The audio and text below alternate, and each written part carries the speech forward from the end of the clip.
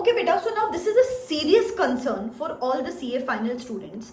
Major students are failing just because of this one paper, that is audit. इतने सारे बच्चे last 2-3 attempt से एक ही बात बोल रहे हैं, मैम FR AFM में 50 plus marks, 55 plus marks, examination भी मिला हुआ है, स्टिल हम फेल हो रहे हैं और लगातार सिर्फ एक ग्रुप दिए जा रहे हैं just because of this one paper that is audit.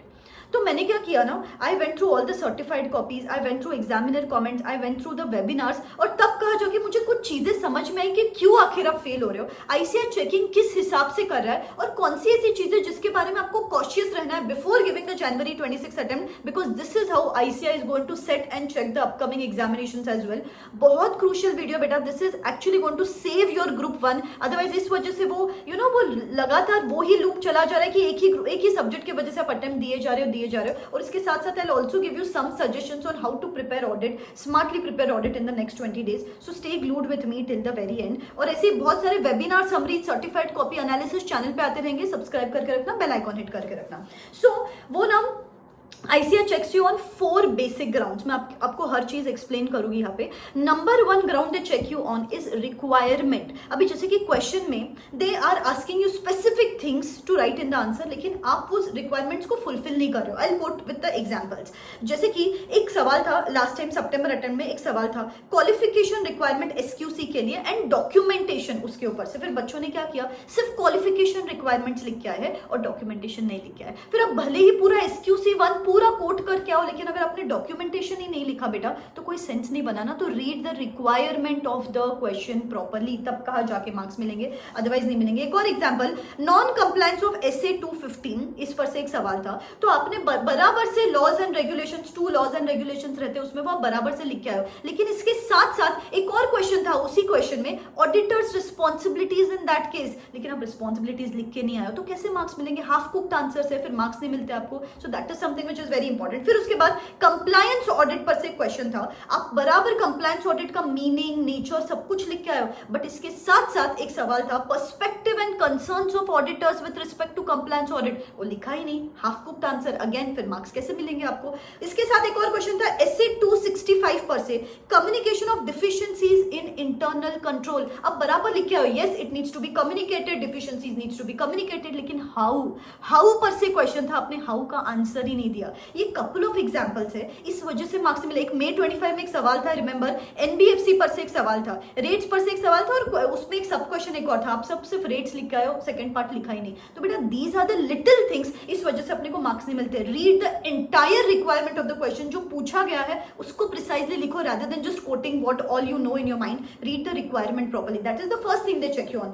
Second thing they check you on is your language. बेटा लैंग्वेज अगर बराबर नहीं लिखते हो, आई थिंक आजकल थोड़ी रोबोटिक चेकिंग हो रही है. अभी कैसे चेकिंग हो रहा है, कोई AI बेस्ड चेकिंग हो रही है, I think it is getting check like that. उन्होंने specific keywords, specific technical words अगर आप कोट करते हो तो आपको मार्क्स मिल जाते हैं यहाँ पे, और वही सिर्फ वेग आंसर्स लिखोगे तो मार्क्स नहीं मिलेंगे. तो फिर एक दो एग्जांपल्स दी उन्होंने यहाँ पे, जैसे कि कारो पर से एक क्वेश्चन था और SRE 2410 पर से एक क्वेश्चन था.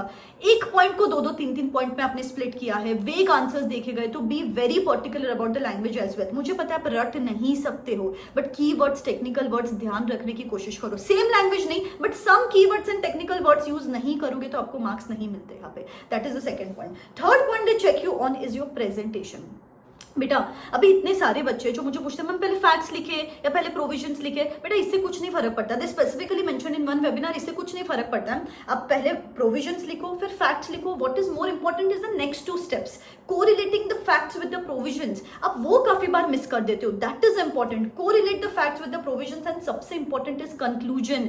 कंक्लूजन भी ना, क्वेश्चन में क्या पूछा गया है, whether it is asked from the management point of view और whether it is asked from the auditors point of view, वो देखना और उस हिसाब से आपका कंक्लूजन लिखना है. यहाँ पे काफी सारे बच्चे गलतियां करते हैं. बेटा प्लीज ये सारे इश्यूज रिजॉल्व करने के लिए जितना हो सके क्वेश्चन आंसर फॉर्मेट में पढ़ाई करो एंड टेस्ट दो, get it evaluated so that आपको समझेगा कि एग्जैक्टली क्या एक्सपेक्टेड है आईसीआई को वर्सेस मैं क्या लिख रही हूँ या लिख रहा हूँ. So that you increase your marks. ना आप सिर्फ पढ़ाई करते जाते हो एंड देन बाद में जाके आपको मार्क्स नहीं मिलते. तो प्लीज पेपर सॉल्विंग करो, जो भी टेस्ट सीरीज बाय की है करो यार. मेरा लास्ट मंथ वर्कशॉप चल रहा है, maximum students are giving the test. उनको भले ही कम मार्क्स मिल रहे हैं ना, तो भी दे आर फीलिंग कॉन्फिडेंट कि चलो एटलीस्ट गलतियां तो समझ रही है. बिकॉज बहुत सारे टेस्ट है यहाँ पे, हर सब्जेक्ट की 3 पोर्शन वाइज पेपर्स दे रही हूँ, 1 MCQ पेपर दे रही हूँ, 3 फुल कोर्स पेपर दे रही हूँ, 7 टेस्ट हर सब्जेक्ट के वो लोग दे रहे हैं और उनको प्रिसाइजली मैं इवेल्युएट करके दे रही हूँ कि बेटा यहाँ पे गलतियां हो रही है आपकी, और बहुत यूजफुल रह रहा है उनको, बिकॉज उनको पता है कि मुझे सिर्फ सिलेक्टेड चैप्टर्स करने। मैंने उनके साथ एक स्मार्ट ब्लूप्रिंट तो शेयर कर दी कि सिर्फ ये सिलेक्टेड चैप्टर्स करेंगे, सिर्फ 50 to 60% चैप्टर्स,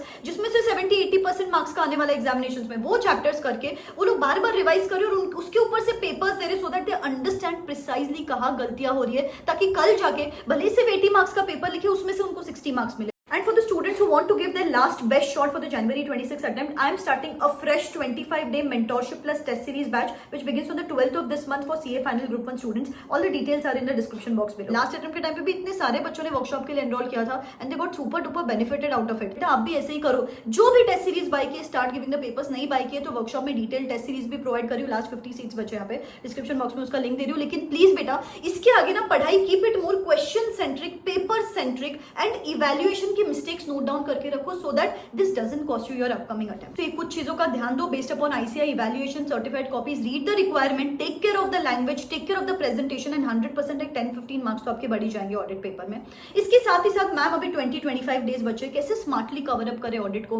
बेटा सबसे पहले मैं बोलूंगी एमसीक्यूज की प्रैक्टिस करो। आई नो डिस्क्रिप्टिव वीक होता है, रिटेंशन नहीं रहता है, सब पॉइंट्स याद नहीं रहते, तो मैं बस सिंपल आपको इतना ही बोलूंगी कि जितना हो सकता है एमसीक्यूज की प्रैक्टिस करो। This is one student of mine, उसको ना ऑडिट के एमसीक्यूज में 28 मार्क्स मिले एंड बचाओ जो पूरा डिस्क्रिप्टिव पेपर है 70 मार्क्स का, उसमें से उसको 32 मार्क्स मिले थे, not even 50% of the marks. She got एग्जामिशंस just because of MCQ. तो बेटा एमसीक्यू की प्रैक्टिस करो ही करो। इसके साथ साथ आई वुड रेकमेंड कि बेटा जितना हो सके प्रोफेशनल एथिक्स अच्छे से करो, जो चैप्टर्स वाला फ्रंट है उस पर कमांड लेके आ जाओ। आई नो ऑडिटिंग स्टैंडर्ड्स बहुत डिफिकल्ट होता है to do at this end stage, वो लास्ट मोमेंट उसका मैराथन वगैरह देख लेना, लेकिन अभी कुछ इजी वे आउट है। तो प्रोफेशनल एथिक्स 20 मार्क्स, ऑडिटिंग के चैप्टर्स के जितने ज्यादा क्वेश्चन सॉल्व कर सकते हो उतना अच्छा है, एंड स्टैंडर्ड्स का मैराथन देखो, सो दैट कॉन्सेप्चुअल अंडरस्टैंडिंग के बेसिस पे कुछ पेपर लिख के आ सको। एंड जैसे मैंने बोला जितने ज्यादा क्वेश्चन आंसर्स फॉर्मेट में पढ़ाई करोगे और जितना ज्यादा पेपर्स दोगे, that is going to be useful for you now. ठीक है, बस बेटा इस सब्जेक्ट को लाइटली नहीं लेना। मैं क्या देखती हूँ बच्चों को एएफएम करते रहते हैं, एफआर करते रहते लेकिन ऑडिट को टाइम ही नहीं देते हो। बेटा the priority is audit. Daily 5-6 hours audit को देना ही देना है, डेली उसको रिवीजन को टाइम देना है, डेली उसके एमसीक्यू को टाइम देना है, डेली उसके टेस्ट को टाइम देना है। It is an ignored subject, इस वजह से भी कम मार्क्स मिलते हैं, बिकॉज इस सब्जेक्ट से डर लगता है। स्टार्ट तो करो, डर ऑटोमेटिकली कम हो जाएगा। ठीक है, let's do that. All the best, bye bye, take care.